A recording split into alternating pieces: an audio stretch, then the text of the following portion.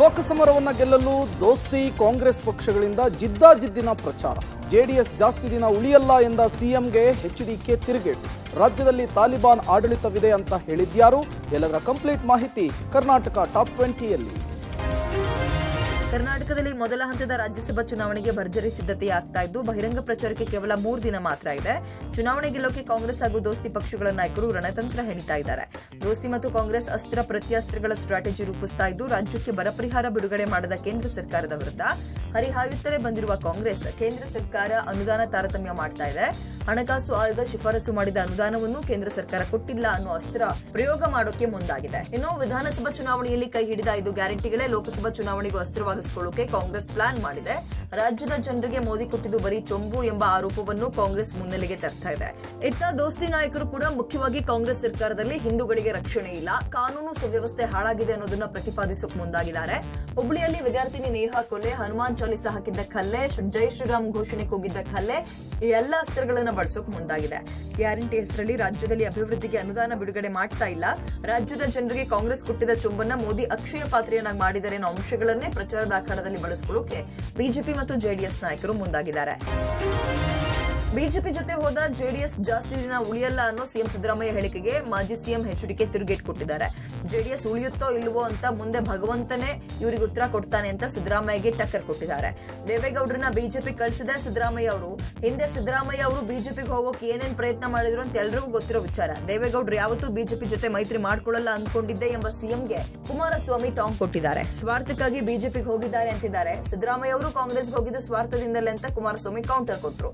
ಮಂಡ್ಯಕ್ಕೆ ಕೊಡುಗೆ ಏನು ಹಾಗಾದ್ರೆ ಇವ್ರದ್ದು ಅಂತ ಸಿಎಂ ಕೇಳಿದ ಪ್ರಶ್ನೆಗೂ ಎಚ್ಡಿಕೆ ತಿರುಗೇಟು ಕೊಟ್ಟಿದ್ದು, ಲೂಟಿ ಹೊಡೆದ ಡಿಕೆಶಿಯನ್ನು ಇಟ್ಕೊಂಡಿದ್ದೇ ಇವರ ಸಾಧನೆ ಅಂತ ಕುಮಾರಸ್ವಾಮಿ ತಿಳಿದಿದ್ದಾರೆ. ನಾನು ರೈತರ ಸಾಲ ಮನ್ನಾ ಮಾಡಿದ್ದೇನೆ, ಆರ್ಥಿಕ ಸಂಕಷ್ಟದಲ್ಲಿದ್ದ 200 ಕುಟುಂಬಗಳಿಗೆ ಕೈಯಾರೆ ಸಹಾಯ ಮಾಡಿದ್ದೀನಿ. ಡಿಕೆ ಶಿವಕುಮಾರ್ ಏನ್ ಕಷ್ಟಪಟ್ಟು ಸಂಪಾದನೆ ಮಾಡಿದ್ರ, ಬಡವರಿಗೆ ಕೈ ಎತ್ತಿ ₹1 ಕೊಟ್ಟ ನಿದರ್ಶನ ಇಲ್ಲ ಅಂತ ವಾಗ್ದಾಳಿ ನಡೆಸಿದ್ರು. ಇವ್ರ ಕೊಡುಗೆ ಏನು ನನ್ನ ಕೊಡುಗೆನಾದರೂ ಬೇರೆದೆಲ್ಲ ಬಿಟ್ಟುಬಿಡಿ. ಸರ್ಕಾರದಲ್ಲಿ ಮಾಡಿರೋದು, ಸರ್ಕಾರದ ಕಾರ್ಯಕ್ರಮ ಕೊಟ್ಟಿದ್ದು 750 ಕೋಟಿ ರೈತ ಸಾಲ ಮನ್ನಾ ಮಾಡಿದ್ದು, ಹಲವಾರು ನೀರಾವರಿ ಯೋಜನೆಗೆ ನಮ್ಮ ಕೆಲಸ ಏನು ಮಾಡಿದ್ವಿ ಅದೆಲ್ಲ ಒಂದು ಕಡೆ ಇಡಿ. ರೈತರು ಕುಟುಂಬದಲ್ಲಿ ಆತ್ಮಹತ್ಯೆ ಆದಾಗ ಕೈಯಿಂದ ಹೋಗ್ಬಿಟ್ಟು 200 ಕುಟುಂಬಕ್ಕೆ ಆರ್ಥಿಕ ನೆರವು ಕೊಟ್ಟು ಬಂದಿದ್ದೀನಲ್ಲ, ಅದಕ್ಕಿಂತಲೂ ಬೇಕಾ? ಇವರೇನು ಕೊಟ್ಟರು? ಲೂಟಿ ಹೊಡೆದಿಟ್ಕೊಂಡವರಲ್ಲ. ಏನು ಡಿ ಕೆ ಶಿವಕುಮಾರ್ ಏನು ಕಷ್ಟಪಟ್ಟು ಸಂಪಾದನೆ ಮಾಡಿದ್ರಾ? ಕೈ ಎತ್ತಿ ಯಾರಾದರೂ ಬಡವರಿಗೆ ಸಮಸ್ಯೆ ಅಂದಾಗ ₹5 ಕೊಟ್ಟಂತ ನಿದರ್ಶನ ಇದೆಯಾ? ಲೋಕಸಭೆ ಚುನಾವಣೆಗೆ 3 ದಿನ ಬಾಕಿ ಇರುವಾಗಲೇ ಕಾಂಗ್ರೆಸ್ ಮತ್ತು ಬಿಜೆಪಿ ಮಧ್ಯೆ ಮತ್ತೆ ಮುಸ್ಲಿಂ ಫೈಟ್ ಶುರುವಾಗಿದೆ. ಬಿಜೆಪಿಗರ ಪ್ರತಿಭಟನೆಗೆ ಡಿಸಿಎಂ ಡಿಕೆ ಶಿವಕುಮಾರ್ ಮುಸ್ಲಿಂ ಅಸ್ತ್ರ ಪ್ರಯೋಗಿಸಿದ್ದಾರೆ. ನಮ್ಮದು ಸರ್ವಜನಾಂಗದ ಶಾಂತಿಯ ತೋಟ, ಮುಸ್ಲಿಂ ಬಾಂಧವರು ಓಡಿ ಹೋಗಬೇಕು ಅಂತ ಬಿಜೆಪಿಯವರು ಮಾನಸಿಕವಾಗಿ ಹಿಂಸೆ ಕೊಡ್ತಾ ಇದ್ದಾರೆ. ಹಾಗಂತ ನಾವು ಕ್ರಿಮಿನಲ್ಗಳಿಗೆ ರಕ್ಷಣೆ ಕೊಡಲ್ಲ ಅಂದಿದ್ದಾರೆ. ನಾನಾಗಲಿ ಯಾವುದೇ ಧರ್ಮಕ್ಕಾಗಲಿ ಕಾನೂನು ಎಲ್ಲರಿಗೂ ಒಂದೇ ಅಂತ ಗೃಹ ಸಚಿವ ಪರಮೇಶ್ವರ್ ಹೇಳಿದ್ದಾರೆ. ಇನ್ನು ಡಿಕೆ ಶಿವಕುಮಾರ್ ಆರೋಪಕ್ಕೆ ಮಾಜಿ ಡಿಸಿಎಂ ಅಶ್ವಥ್ ನಾರಾಯಣ್ ತಿರುಗೇಟು ಕೊಟ್ಟಿದ್ದಾರೆ.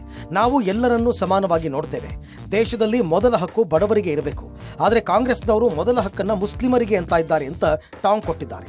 ಮೈಸೂರಿನಲ್ಲಿ ಬಿಜೆಪಿ ರಾಜ್ಯಾಧ್ಯಕ್ಷ ವಿಜೇಂದ್ರ ಮಾತನಾಡಿ, ನಾವು ಮುಸ್ಲಿಮರ ಬಗ್ಗೆ ಮಾತನಾಡ್ತಾ ಇಲ್ಲ, ಕೊಲೆಗಡುಕರ ಬಗ್ಗೆ, ಅವರಿಗೆ ರಕ್ಷಣೆ ಕೊಡುತ್ತಿರುವವರ ಬಗ್ಗೆ ಹೋರಾಟ ಮಾಡ್ತಾ ಇದ್ದೀವಿ ಅಂತ ಕಾಂಗ್ರೆಸ್ ನಾಯಕರಿಗೆ ಠಕ್ಕರ್ ಕೊಟ್ಟಿದ್ದಾರೆ. ಎನಿ ಕ್ರಿಮಿನಲ್ ಆಕ್ಟಿವಿಟಿ ನಾವು ಎನ್ಕರೇಜ್ ಮಾಡೋದಿಲ್ಲ, ಯಾರಿಗೂ ಅವಕಾಶ ಕೊಡೋದಿಲ್ಲ. ಅವರು ಮುಸ್ಲಿಮ್ಸ್ ಬಾಂಧವರಿಗೆ ಮಾನಸಿಕವಾಗಿ ಹಿಂಸೆ ಕೊಟ್ಬಿಟ್ಟು ಈ ದೇಶ ಓಡೋಗ್ಬೇಕು ಅಂತ ಚಿತ್ರಹಿಂಸೆ ಕೊಡ್ತಾ ಇದ್ದಾರೆ. ಸರ್ವ ಜನಾಂಗದ ಶಾಂತಿಯ ತೋಟ. ರಾಜ್ಯದಲ್ಲಿ ಮೊದಲ ಹಂತದ ಲೋಕಸಭಾ ಚುನಾವಣೆಗೆ ಇನ್ನು 3 ದಿನ ಬಾಕಿ ಇದ್ದು ತಮ್ಮ ಅಭ್ಯರ್ಥಿಯನ್ನ ಗೆಲ್ಲಿಸಲು ಪಕ್ಷಗಳು ಭರ್ಜರಿ ಪ್ರಚಾರ ಮಾಡ್ತಿವೆ. ಮೈಸೂರಿನ ವರುಣಾ ಕ್ಷೇತ್ರದಲ್ಲಿ ಎನ್ಡಿಎ ಅಭ್ಯರ್ಥಿ ಯದುವೀರ್ ಪರ ವಿಜಯೇಂದ್ರ ಮತಯಾಚಿಸಿದ್ರು. ಸಿಎಂ ದುಶ್ಯಾಸನ ರೀತಿ ವರ್ತನೆ ಮಾಡ್ತಿದ್ದಾರೆ ಅಂತೇಳಿ ಸಿಎಂ ಸ್ವಕ್ಷೇತ್ರದಲ್ಲಿಯೇ ಸಿಎಂ ವಿರುದ್ಧ ವಿಜಯೇಂದ್ರ ಗುಡುಗಿದ್ರು. ಚಾಮರಾಜನಗರದ ಬಿಜೆಪಿ ಅಭ್ಯರ್ಥಿ ಬಾಲರಾಜ್ ಪರವೂ ಕೂಡ ಪ್ರಚಾರ ನಡೆಸಿದ್ರು. ಶಿವಮೊಗ್ಗದಲ್ಲಿ ಸಿಎಂ ಸಿದ್ದರಾಮಯ್ಯ ಅಭ್ಯರ್ಥಿ ಗೀತಾ ಶಿವರಾಜ್ ಕುಮಾರ್ ಪರ ಪ್ರಚಾರ ನಡೆಸಿದ್ದಾರೆ. ಹಾಸನದ ಬೀರೂರಿನಲ್ಲಿ ಮೊಮ್ಮಗ ಪ್ರಜ್ವಲ್ ರೇವಣ್ಣ ಪರ ದೇವೇಗೌಡರು ಹಾಗೂ ಯಡಿಯೂರಪ್ಪ ಜಂಟಿ ಪ್ರಚಾರ ನಡೆಸಿದ್ರು. ಇತ್ತ ಚನ್ನಪಟ್ಟಣದಲ್ಲಿ ಸಂಸದ ಡಿಕೆ ಸುರೇಶ್ ಪರ ಎಐಸಿಸಿ ಅಧ್ಯಕ್ಷ ಖರ್ಗೆ ಪ್ರಚಾರ ನಡೆಸಿದ್ರು. ದೋಸ್ತಿ ಅಭ್ಯರ್ಥಿ ಡಾಕ್ಟರ್ ಸಿಎನ್ ಮಂಜುನಾಥ್ ವಕೀಲರ ಸಂಘಕ್ಕೆ ಭೇಟಿ ಕೊಟ್ಟು ಮತಯಾಚಿಸಿದ್ರು. ಬೆಂಗಳೂರು ಕೇಂದ್ರ ಲೋಕಸಭಾ ಕ್ಷೇತ್ರದ ಬಿಜೆಪಿ ಅಭ್ಯರ್ಥಿ ಪಿಸಿ ಮೋಹನ್ ಪರ ಬಹುಭಾಷಾ ನಟ ಶರತ್ ಕುಮಾರ್ ಮತಯಾಚನೆ ನಡೆಸಿದ್ರು. ಬೆಂಗಳೂರು ದಕ್ಷಿಣ ಕ್ಷೇತ್ರದ ಬಿಜೆಪಿ ಅಭ್ಯರ್ಥಿ ತೇಜಸ್ವಿ ಸೂರ್ಯ ಪರ ತಮಿಳುನಾಡು ಬಿಜೆಪಿ ರಾಜ್ಯಾಧ್ಯಕ್ಷ ಅಣ್ಣಾಮಲೈ ಪ್ರಚಾರವನ್ನ ನಡೆಸಿದ್ದಾರೆ. ಜಯನಗರ ವಿಧಾನಸಭಾ ಕ್ಷೇತ್ರ, ಬಿಟಿಎಂ ವಿಧಾನಸಭಾ ಕ್ಷೇತ್ರ ರೋಡ್ ಶೋ ನಡೆಸಲಾಯಿತು. ಮಂಡ್ಯದಲ್ಲಿ ಕಾಂಗ್ರೆಸ್ ಅಭ್ಯರ್ಥಿ ಸ್ಟಾರ್ ಚಂದ್ರು ಪರ ಚಾಲೆಂಜಿಂಗ್ ಸ್ಟಾರ್ ದರ್ಶನ್ ಭರ್ಜರಿ ಮತಬೇಟೆಯಾಡಿದರು.